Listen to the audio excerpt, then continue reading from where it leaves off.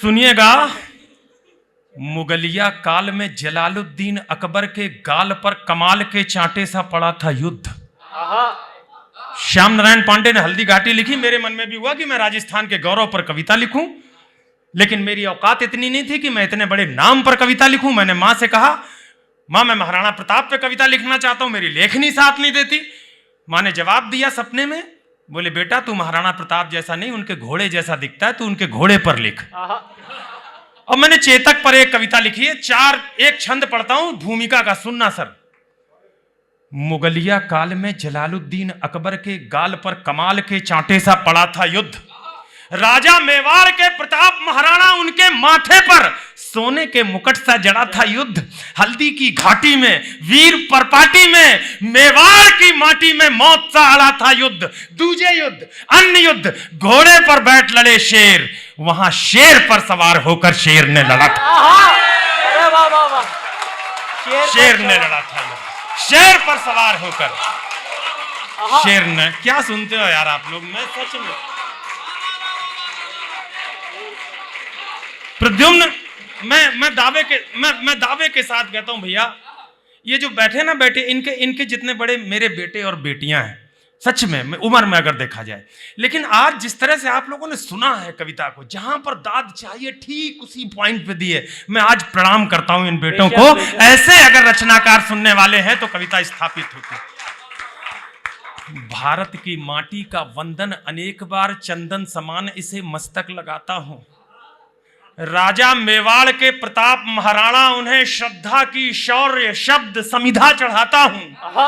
चेतक के सवार वीर रजपूतों की वसुंधरा वो वीर भूमि, रंगीले राजस्थान को मस्तक झुकाता हूं। अरे तालियों की गूंज से हौसला बढ़ा दो आप, चेतक की टापों की गूंज सुनवाता चेतक की टापों की गूंज सुनवाता। कविता यहीं से शुरू होती है। आप उस मानस में आ गए हैं, इश्क के उस चक्कर से बाहर आ गए हैं जो आपके ऊपर तारी कर दिया था अमन ने। मैं निवेदित करता हूं, पानी है बनास का, इस पानी से तुम तन मन धो लो। बनास तो पता है ना, चित्तौड़ की एक नदी है, मेवाड़ की एक नदी है, जिसका पानी पीकर राणा की शिराओं में वो तेजाब खौला था। एक बार नहीं, 1529 से लेकर के 1546 तक 6 युद्ध लड़े राणा ने, हल्दी की घाटी से लेकर के दिवेर की घाटी तक। और एक बात कह दूं, आपके मन में उत्साह उठेगा। मेरा मानना है कि कविता विभत्स उत्पन्न करने के लिए नहीं है, रौद्र उत्पन्न करने के लिए भी नहीं है। अगर आपको क्रोध आया, अगर आपके मन में जुगुप्सा हुई, इसका मतलब ना तो ये कविता देशभक्ति की है ना वीर रस की है। कविता तो वीर रस की तब है जब आपके मन में ना रौद्र हो, ना क्रोध हो, ना विभत्स हो, ना जुगुप्सा हो, सिर्फ उत्साह हो, वो रचना वीर रस की होती है। मैं उत्साह की कविता पढ़ता हूं। 6 बार युद्ध हुए महाराणा प्रताप और अकबर के। एक बड़ी बात कहता हूं, इतिहास के पन्ने पलट लेना, अकबर के बाप की हिम्मत नहीं पड़ी कि राणा के सामने एक बार भी आता। उसके खानसामे आते रहे, उसके योद्धा आते रहे। तब जब ये बामी इतिहासकार लिखते हैं Akbar the great, Akbar the great, तो मेरे जैसे छोटे कवि को पीड़ा होती है। एक बात इंदौर की जमीन पर कहना चाहता हूं, आपका समर्थन मांगता हूं। अगर मिल गया तो लगेगा मैंने ठीक सी बात कह दी। अगर हिंदुस्तान के रहते इतिहास में कोई एक व्यक्ति महान था तो वो अकबर द ग्रेट नहीं था, हमारा महाराणा प्रताप महान था। इसको नमन करने चलता। पानी है बनास का, इस पानी से तुम तनमन धो लो। इस बहादुरी की धरती में तुम पौरुष की फसलें बोलो। तुम वीर पुत्र हो, वीरों के वीरों जैसे निर्भय डोलो। बस एक धर्म है देशभक्ति, तुम उसके अनुयायी हो लो। है प्यार अगर इस धरती से तो फिर दोनों बाजू खोलो। राणा चेतक के साथ साथ भारत माता की जय बोलो। कौन थे महाराणा प्रताप? जो सूरज के आगे चलता वो उस रथ का हकवैया था। हिंदी दिवस पे पढ़ रहा हूं, बड़ी तालियां इसलिए भी मांगता हूं। जो सूरज के आगे चलता वो उस रथ का हकवैया था। जो नाव डूबती जाती थी वो उसका प्रबल खेवैया था। उस नरनाहर ने मातृभूमि का पूरा कर्ज उतारा था। राणा प्रताप मेवाड़ गगन पर चमका एक सितारा था। ये उदय सिंह राणा का सुत कविता नहीं है साहब, कथा है। जो बचपन से सुनता आया उसको सीधा सीधा कह दिया। ये उदय सिंह राणा का सुत बचपन से ही अभिमानी था। उदय सिंह को तो जानते होगे, पन्ना धाय का नाम सुना होगा। अपने बेटे चंदन का कलेजा बलवीर की तलवार के सामने इसलिए रख दिया कि भविष्य में कोई उदय सिंह की रक्षा हो और उसके कारण कोई महाराणा प्रताप पैदा हो जो देश की आन बान शान और संस्कृति के लिए अपने प्राणों का उत्सर्ग कर सके। तब मैं ये कविता पढ़ता हूं, सुनिएगा। जो सूरज के आगे चलता वो उस रथ का हकवैया था, जो नाव डूबती जाती थी वो उसका प्रबल खिवैया था। उस नरनाहर ने मातृभूमि का पूरा कर्ज उतारा था। राणा प्रताप मेवाड़ गगन पर चमका एक सितारा था। ये उदय सिंह राणा का सुध बचपन से ही अभिमानी था। आकाशी विद्युत सा चंचलिया चक्रवात तूफानी था। ज्यों जन्म लिया अंजनी कोक से वीर व्रती हनुमंता ने, वैसे ही सिंह जना था ये श्री बाई जी जयवंता ने। नेत्रों में प्रबल प्रभंजन था, माथे पर सूर्य चमकता था। अंतस की आभा से मानो पूरा ही पिंड दमकता था। ज्यों बाल भास्कर भोर प्रहर से प्रतिक्षण बढ़ता जाता है, वैसे ही ये मेवाड़ राज्य का सूरज चढ़ता जाता है। जैसे जैसे भुजदंडों की मछलियां अकड़ती जाती थी, वैसे वैसे मेवाड़ भूमि की चिंता बढ़ती जाती थी। घर में थी फूटन और मुगल के रोज आक्रमण होते थे। और दोस्त, हमारे देश की सेनाएं कहीं कमजोर नहीं है। कोई भी युद्ध हो हमने पटक करके मारा दुश्मन देशों को, लेकिन हम कमजोर कहां पर हैं? 4 लाइनें वो भी पढ़ देना चाहता हूं। युद्ध नहीं जीते जाते हैं इन जज्बाती नारों से, ये इतिहास लिखा जाता है खून सरीख तलवारों से। अरे बाहर के दुश्मन से तो हम जंग जीत लें जब चाहें, हम तो बाजी हार रहे हैं अंदर के गद्दारों से। हम तो बाजी हार रहे हैं। घर में थी फूटन, मुगल के रोज आक्रमण होते थे चंद विभीषण जो खुद ही गद्दारी का विष ढोते थे। ये एक समय की साजिश थी, ये एक काल की साजिश थी। इस साजिश के साक्षी हो लो राणा चेतक के साथ साथ भारत माता की जय बोलो। हल्दी घाटी के युद्ध का एक दृश्य प्रस्तुत करने की कोशिश करता हूं। मैं कोई बड़ा कवि वही नहीं हूं, लेकिन अगर कविता बड़ी हो गई हो तो आपका समर्थन पूरा मांगता हूं। दृश्य देखिएगा। अगर आपके सामने हल्दी घाटी आ जाए तो ये न सोचना कि छोटा कवि इसके लिए क्या तालियां बजाना। कविता बड़ी हो तो उस तरह समर्थन करना। मुगलों के राजा अकबर ने षड्यंत्र रचा, आघाती था, लेकिन प्रताप का तेवर भी तेजाबी था, प्रतिघाती था। अकबर ने राजा मान सिंह को सेनापति बनवाया था। रजपूती सेना के खिलाफ रजपूतों को भड़काया था। रणक्षेत्र बनी हल्दी घाटी, चतुरंग शत्रु अड़ी हुई, उसके खिलाफ थी राणा की बलिदानी सेना खड़ी हुई। इस बीच युद्ध का शंख बजा, ढोल बजे, मृदंग बजे, घड़ियाल बजे, घन घनन घनन, जो झारू युद्धक जंग बजे, बज उठी तेग तरवार बजी, मुगदर बरछी करवार बजे, बंदूकों की शहनाई संग, तोपों के मुखर से तार बजे, दोधारी बाजी खन्न खन्न, छुइयां छम छम छम छाप बजी, झन झन जनाब झन झन रहा दुश्मन की गर्दन। वाह वाह वाह वाह, क्या कहूं यार, क्या सुनते हैं। वाह वाह वाह वाह, अद्भुत। क्या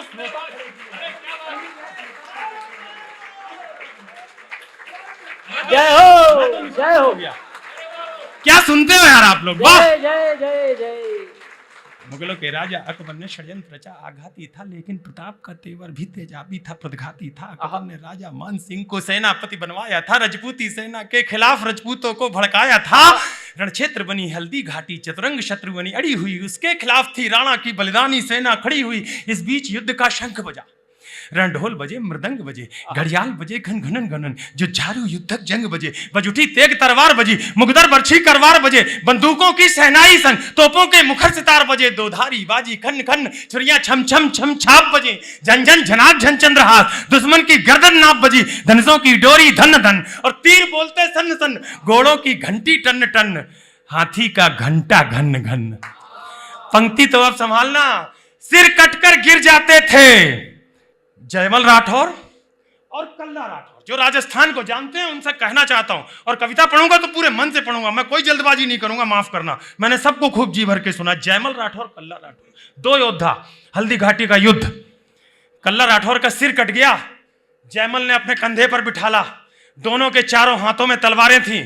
मुगलिया सेना ये देख करके भ्रम में आ गई कि ये कौन सा देवता है जो चारों हाथों से युद्ध लड़ रहा है। आज भी आप राजस्थान जाइए तो जयमल और कल्ला राठौर की तस्वीरें, उनकी मूर्तियां मंदिरों में स्थापित हैं। उनको देवता मानते हैं राजस्थान के लोग। तब एक बड़ी पंक्ति पढ़ता हूं। सिर कटकर गिर जाते थे पर लोथें ही अड़ती रहती थी, और कहीं विलक धड़ से होकर बस बाजू लड़ती रहती थी।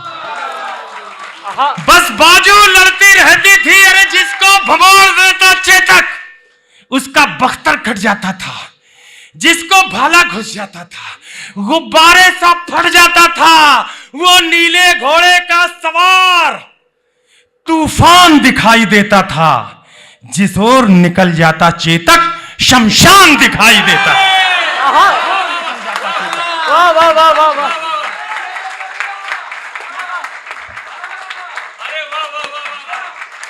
जलवा। ये सुनने वाला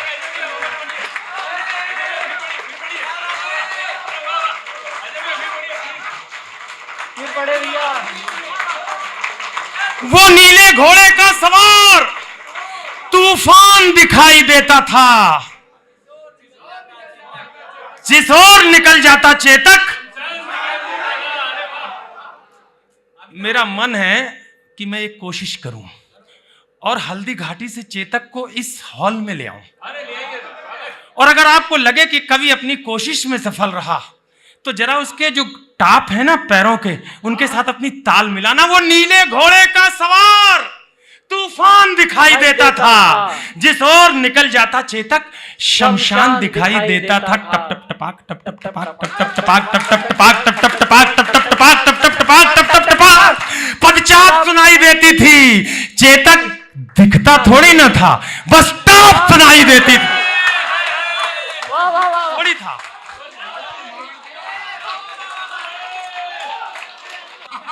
चेतक दिखता थोड़ी ना था, पदचाप बस टाप सुनाई देती थी। उस नीले घोड़े का कौतुक देखो, अपनी आंखें खोलो। राणा चेतक के साथ साथ भैरव बन गया त्रिशूल। गीत का सबसे बड़ा बंद जो मेरे नजर में है वो आपके सामने प्रस्तुत करता हूं। भैरव बन गया त्रिशूल और दोधारी चंडा बन बैठी। फिर रक्त बीज बन गए मुगल, बरछी चामुंडा बन बैठी। बैरी को तक्षक थे प्रताप, फुंकार बन गया था चेतक। थी सूखी घास मुगल सेना, अंगार बन गया था चेतक। आहा, बड़ी पंक्ति अब है, इस पर कमजोर मत पड़ जाना दोस्त। जितनी ऊर्जा हो इस पंक्ति पर देना। सुल्तान खां 7.5 फुट लंबा योद्धा, अकबर की सेना का दुर्धर्ष महायोद्धा। हिंदुआ या सनातन बच्चों को देखता था 2 महीने 4 महीने 6 महीने 1 साल के, तो दोनों हाथों से उसका सिर दबा करके चकनाचूर कर देता था। इतना इतना पापी, इतना आक्रामक, इतना क्रूर, सही शब्द इस्तेमाल किया। अकबर को यह घमंड था कि इससे तो कोई जीत ही नहीं सकता। राणा के सामने पड़ गया हल्दी घाटी के युद्ध में। संभाल लेना यार, जो बातें मैं बता रहा हूं उनको बड़ा लेके जाना साथ। अकबर के राणा प्रताप के सामने पड़ गया। 6 मिनट तक खिलाया राणा प्रताप ने, जैसे बिल्ली चूहे को खिलाती है। 7वें मिनट में अपने घोड़े से छलांग लगाई, अपने तलवार का ऐसा वार किया, इतिहासकार लिखते हैं कि एक ही वार में सिरत्राण कटा, सिर कटा, मुंह कटा, धड़ कटा, घोड़े के 2 टुकड़े हुए, एक इधर गिरा एक इधर गिरा। उस महाराणा प्रताप की कविता सुनाने जाता हूं, तब आपकी तालियां मांगता हूं। सिर कटकर गिर जाते थे मुगलों की अभिमानी गुड़की, पल में पुकार हो जाती थी। मुगलों की अभिमानी घुड़की पल में पुकार हो जाती थी। जब तक वो अल्लाह कहते थे तलवार पार हो जाती थी। जय जय हो, जलवा जलवा जलवा, जय हो जय हो।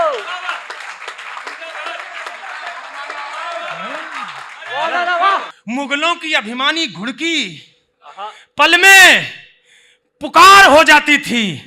जब तक वो अल्लाह कहते थे तलवार पार हो जाती थी। बैरी के सर पर था चेतक, आंखों के आगे था चेतक, हाथी के ऊपर था चेतक, छाती के भीतर था चेतक। छल में चेतक, बल में चेतक, थल में चेतक, जल में चेतक। लोहू की नदियां बहती थी, नदियां की कलकल में चेतक। पानी पर चेतक दौड़ रहा, चेतक चलता अंगारों में। वाणी पर चेतक डोल रहा, चेतक घुस गया विचारों में। अरे राणा पर होता वार अगर, ये सारे कवि बैठे, दावे के साथ कहता हूं, 1.5 पंक्ति पढ़ूंगा, आधी आप सब कहोगे। राणा पर होता वार अगर, पूरी कर देना अगर समझ में आ जाए, नहीं तो नाक कट जाएगी मेरी। राणा पर होता वार अगर, तो तुरंत झुका ही देता था अपना चेतक। राणा पर होता वार अगर तो तुरंत झुका ही देता था। यदि यहां डूब जाता चेतक तो वहां दिखाई देता था। आहा, जय हो जय हो। अभिनंदन करता हूं, अभिनंदन करता हूं। क्या सुनते हो आप लोग? सल्यूट करता हूं, प्रणाम करता हूं, अभिनंदन करता हूं। राणा पर होता वार अगर तो तुरंत झुकाई देता था। जो यहां डूब जाता चेतक वहां दिखाई देता। मेवाड़ विजय के रास्ते में खुद का तन रोड़ा बना दिया। आहा, पंक्ति ये भी बड़ी सी है। मेवाड़ विजय के रास्ते में खुद का तन रोड़ा बना दिया। चेतक योद्धा बन गया और मुगलों को घोड़ा बना दिया। अरे वाह वाह वाह वाह वाह वाह वाह वाह वाह। एक बंद खत्म कर दो। नहीं नहीं, मैं बिल्कुल नहीं हो रहा, मजे ले रहा हूं। मेवाड़ विजय, आहा, मेवाड़ विजय के रास्ते में खुद का तन रोड़ा बना दिया। चेतक योद्धा बन गया और मुगलों को घोड़ा बना दिया। चेतक कहता रणचंडी से आओ अपना खप्पर धो लो। राणा चेतक के साथ साथ भारत माता की जय बोलो। मुगल राणा के प्रबल प्रहारों का अंतिम बंद पढ़ता हूं कविता का। राणा के प्रबल प्रहारों का न तोड़ दिखाई देता था, न हल्दी घाटी में चेतक का जोड़ दिखाई देता था। संख्या बल में अकबर का दल राणा के दल से भारी था। हजारों घाव लगे थे पर राणा का हमला जारी था। घिर गया श्रगालों में नाहर, राणा को संकट बूझ गया। आहा, पर एक लिंग का हठीपूत दोधारी लेकर जूझ गया। इतने में झाला आ पहुंचे। झाला मन्ना जो जानते हैं परिचित होंगे। इतने में झाला आ पहुंचे। बोले राणा प्रस्थान करो, तुमसे कल को आशाएं हैं, कुछ उसका भी तो ध्यान करो। राणा बोले रण में झाला मैं इंच इंच कट सकता हूं।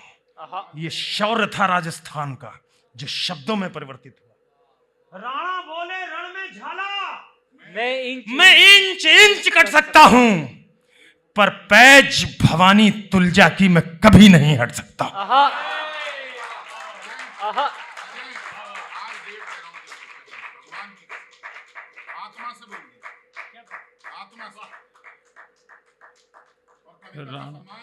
राणा आहा,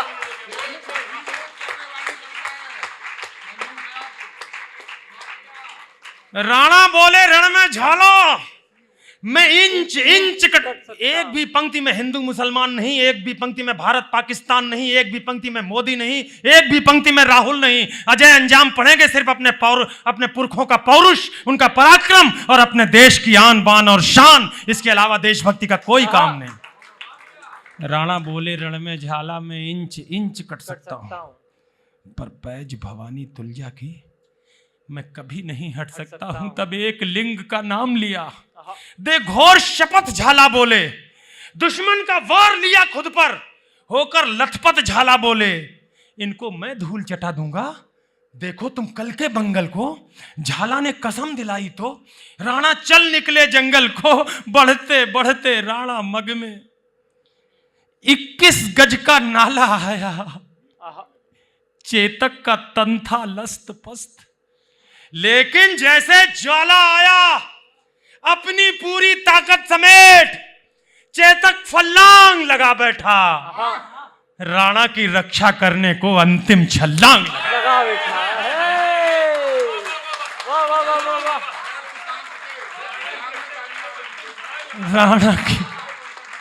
राणा की रक्षा अंतिम छल्ला लगा बैठा। उस नील अश्व ने स्वामी भक्ति का पाठ सभी को सिखा दिया। करवट लेकर बेजान शीश राणा चरणों में टिका दिया। फिर लगा अचानक घोटक ने जैसे अपना मुंह खोला हो। चेतक बोल नहीं सकता, घोड़ा है जी सर। लेकिन अगर कवि कवि अगर कल्पना करता है कि चेतक अगर बोलता तो क्या बोलता। मैं वो पंक्ति पढ़ रहा हूं और आज सब सुधी जनों का आशीर्वाद चाहता हूं। फिर लगा अचानक घोटक ने जैसे अपना मुंह खोला हो, चलते चलते जैसे शहीद चेतक ने बस ये बोला हो, मालिक मालिक मालिक मेवाड़ घराने का मैं कर्ज चुका कर जाता हूं, माथा सहलाकर विदा करो, मैं फर्ज निभा कर जाता हूं।